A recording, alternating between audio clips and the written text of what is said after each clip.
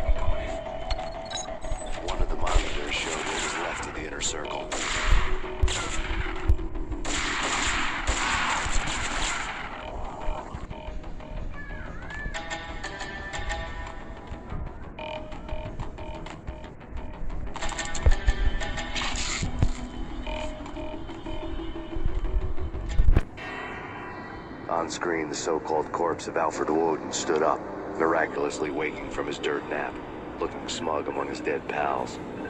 In the land of the blind, the one-eyed man is king. I didn't know how he'd pulled it off, but it was a pretty slick way to get out of all his promises. Most of what he had said fit too well to be a load of crap.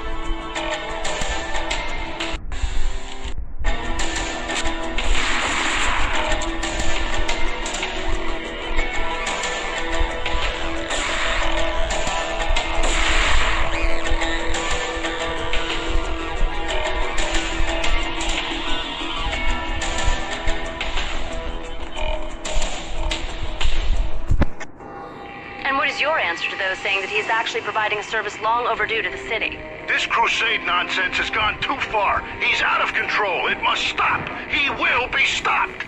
That was Deputy Chief Jim Rivera from the New York City Police Department.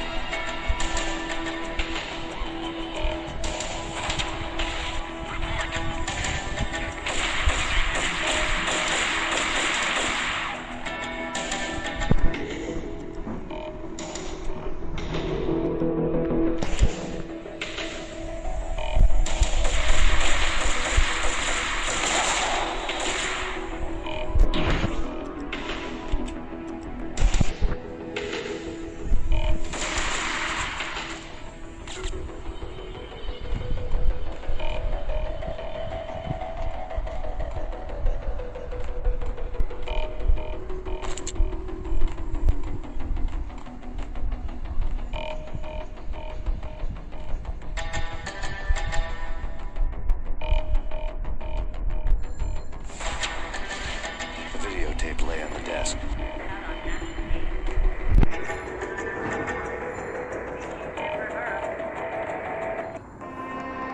Nicole Horn had blackmailed the inner circle into silence. The tape came with a curt extortion note on a piece of expensive paper. I remembered Candy Dawn taping her clients in action on the side, selling the tapes to the highest bidder. I was sure that kinky sex was nowhere near Alfred Woden's worst sin. But I had a feeling that when this was over, any collateral would come in handy.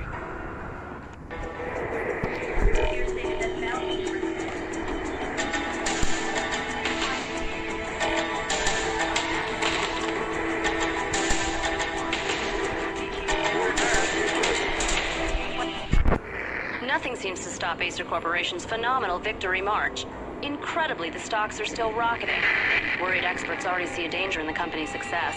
Some have gone as far as to say that Acer Corporation is about to become an even bigger monopoly than Microsoft ever was.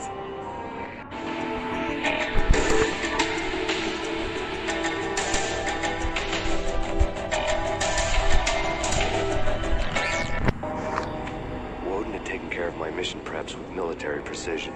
The critical areas in the Acer Corporation headquarters blueprints were circled in red. The president's office was at the top of the building, right below her penthouse suite. The elevators were controlled by a security computer, part of the mainframe located underground below the building. The high-rise was sealed as tight as a sci-fi fortress.